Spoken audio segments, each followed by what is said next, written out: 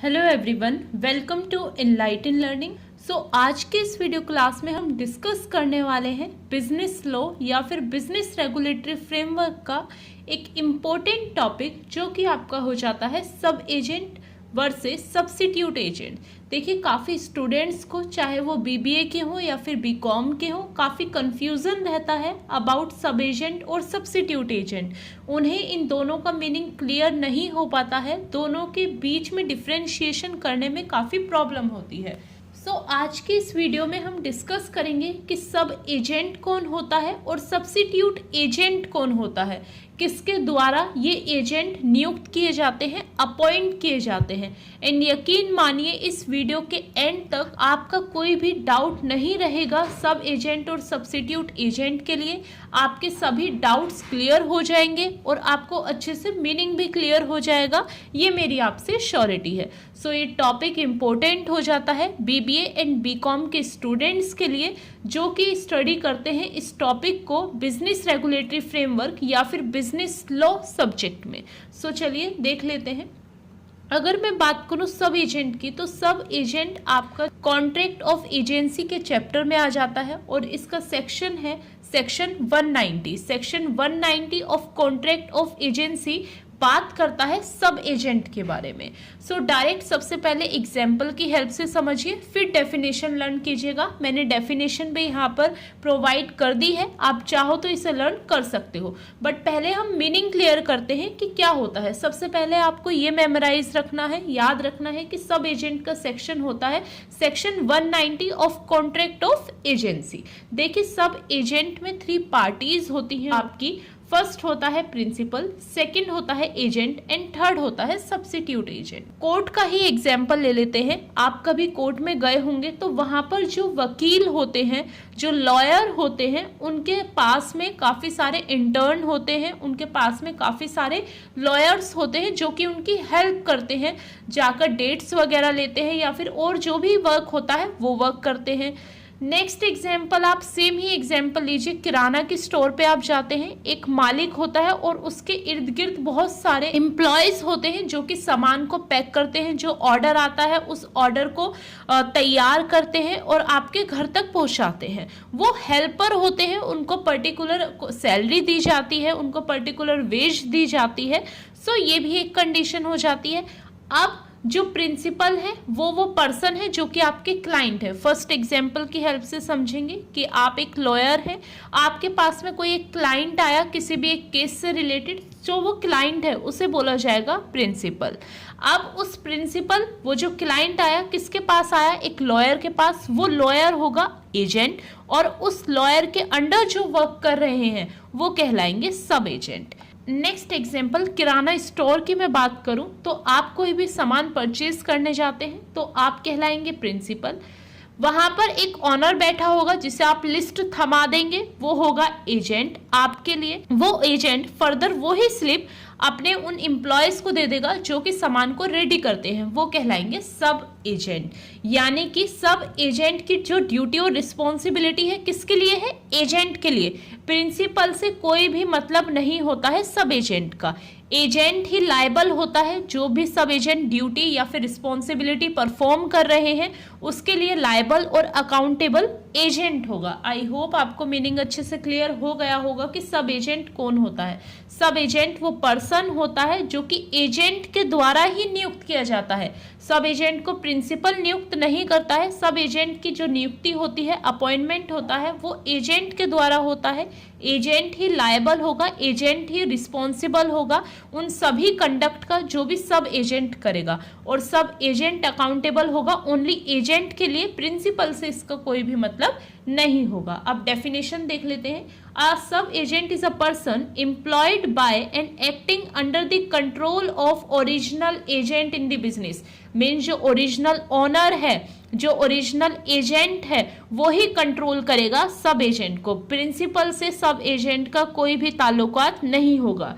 सब agent is an agent appointed by an agent. सब agent कौन होता है, वो पर्सन जिसका अपॉइंटमेंट एजेंट के द्वारा किया गया है। An agent who employ a sub-agent has the duty and liability of a principal to him। Agent की ड्यूटी और लायबिलिटी होगी प्रिंसिपल के लिए, मतलब प्रिंसिपल अगर कुछ भी पूछता है तो उसके लिए जवाबदेही एजेंट की होगी। सब एजेंट का यहाँ पर कोई भी रोल नहीं होगा, प्रिंसिपल से उसकी कोई भी रिस्पॉन्सिबिलिटी, ड्यूटी या फिर लायबिलिटी नहीं होगी। डायरेक्टली एजेंट ही टच में रहेगा प्रिंसिपल से। सब एजेंट का कोई भी यहाँ पर रोल नहीं होगा प्रिंसिपल और एजेंट के बीच में। आई होप आपको अच्छे से मीनिंग क्लियर हो गया होगा। सब एजेंट क्या होता है? A delegate can not further delegate. देखिए, ऐसा कहा जाता है, ऐसा माना जाता है कि अगर आपने रिस्पॉन्सिबिलिटी एक बार किसी दूसरे पर्सन को ट्रांसफर कर दी तो आप उसे आगे ट्रांसफर नहीं कर सकते। मीन्स जब प्रिंसिपल ने एजेंट पर ट्रस्ट कर लिया तो अब एजेंट अपनी ड्यूटी या रिस्पॉन्सिबिलिटी को सब एजेंट पर क्यों ट्रांसफर कर रहा है? ये तो वैलिड नहीं होता। बट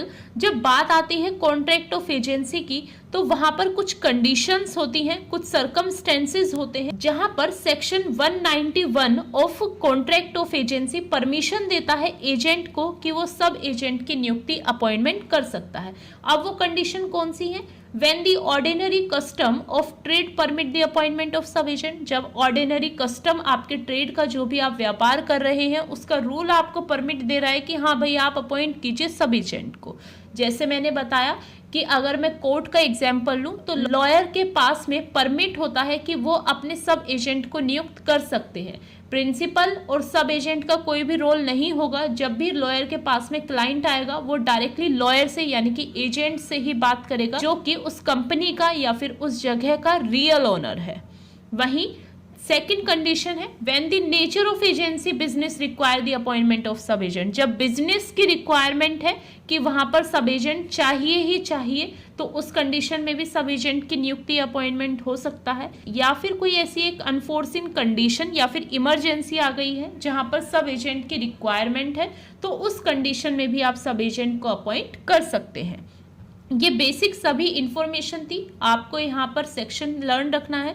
सब एजेंट का सेक्शन है सेक्शन 190 और जो भी सिचुएशन दी गई है जिन सिचुएशन में आप सब एजेंट की नियुक्ति कर सकते हैं वो दिया गया है अंडर सेक्शन 191। ये हमने बात करी सब एजेंट के बारे में। चलिए अब देख लेते हैं सब्स्टिट्यूट एजेंट क्या होता है।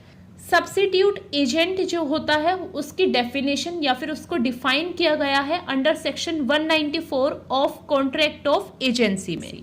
यहाँ पर भी 3 पार्टीज होती हैं। अब ध्यान से सुनिएगा, जो सब एजेंट होता है उसकी नियुक्ति एजेंट के द्वारा की जाती है बट सब्स्टिट्यूट एजेंट की अपॉइंटमेंट, सब्स्टिट्यूट एजेंट का अपॉइंटमेंट डायरेक्टली प्रिंसिपल के द्वारा किया जाता है। वहां पर एजेंट का कोई भी रोल नहीं होता। ये बेसिक डिफरेंस होता है सब एजेंट एंड सब्स्टिट्यूट एजेंट के बीच में। प्रिंसिपल ऑनर है। फॉर एग्जाम्पल की हेल्प से समझेंगे, प्रिंसिपल एक ऑनर है, उसके पास में ऑलरेडी एक एजेंट या फिर सॉलिसिटर है, वो प्रॉपर्टी में डील करता है। मीन्स जो प्रिंसिपल है उसका वर्क है प्रॉपर्टी डीलिंग का। अब वो एक पर्टिकुलर एरिया में कोई भी प्रॉपर्टी का सेल या परचेज करना चाहता है। उसके सॉलिसिटर ने प्रिंसिपल को एडवाइस दी कि भाई आप पर्सन बी को अपॉइंट कर सकते हैं, ये काफ़ी इंटरेस्टिंग पर्सन है, उसको काफ़ी नॉलेज है उस एरिया के बारे में, काफ़ी अच्छी उसकी गुडविल है उस एरिया के बारे में। सो सॉलिसिटर ने यहाँ पे एडवाइस किया प्रिंसिपल को और प्रिंसिपल ने डायरेक्टली अपॉइंट कर लिया एजेंट को। वो कहलाएगा सब्स्टिट्यूट एजेंट। यानी कि जो एजेंट की रिस्पॉन्सिबिलिटी होगी, ड्यूटीज होंगी, लाइबिलिटीज होंगी, वो डायरेक्टली कनेक्टेड होंगी प्रिंसिपल से। प्रिंसिपल एंड एजेंट के बीच में यहाँ पर डायरेक्ट रिलेशन होगा। प्रिंसिपल ही लाइबल होगा, जो भी कंडक्ट करेगा एजेंट उसके एजेंट रिप्रेजेंट करेगा अपने प्रिंसिपल को हर एक डील में। अब सॉलिसिटर की रिस्पॉन्सिबिलिटी हो जाती है कि वो ऐसे पर्सन को सजेस्ट करे जो कि लॉयल हो, जिसके अगेंस्ट कोई केस ना हो, जो कि अपने प्रिंसिपल को मुनाफा कमाकर दे सके। सो वो पर्सन कहलाता है सब्स्टिट्यूट एजेंट। देखिए, सब एजेंट एंड सब्स्टिट्यूट एजेंट में बेसिक और मेन डिफरेंस यही है कि सब्स्टिट्यूट एजेंट का अपॉइंटमेंट प्रिंसिपल के द्वारा नहीं किया जाता। प्रिंसिपल का कोई भी ताल्लुकात नहीं होता है सब एजेंट से।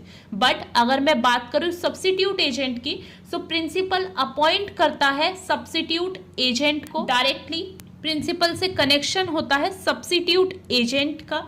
सब्स्टिट्यूट एजेंट ही रिप्रेजेंट करता है प्रिंसिपल को अपने क्लाइंट के सामने। सॉलिसिटर वो पर्सन होता है जो कि सजेस्ट करेगा प्रिंसिपल को कि आप इन पर्सन को एज अ सब्स्टिट्यूट एजेंट नियुक्त कर सकते हैं और उस पर्टिकुलर बिजनेस की, उस पर्टिकुलर डील की रिस्पॉन्सिबिलिटी सब्स्टिट्यूट एजेंट की ही होगी। सो ये बेसिक डिफरेंस हो जाता है सब एजेंट एंड सब्स्टिट्यूट एजेंट के बीच में। आई होप आपको अच्छे से मीनिंग क्लियर हो गया होगा, डिफरेंस क्लियर हो गया होगा कि सब एजेंट एंड सब्स्टिट्यूट एजेंट में क्या डिफरेंस है। आपको सेक्शन लर्न करना है। सब एजेंट का सेक्शन है 190, सब्स्टिट्यूट एजेंट का सेक्शन है 194। सब एजेंट का अपॉइंटमेंट एजेंट के द्वारा किया जाता है, वही सब्स्टिट्यूट एजेंट का अपॉइंटमेंट डायरेक्टली प्रिंसिपल के द्वारा किया जाता है।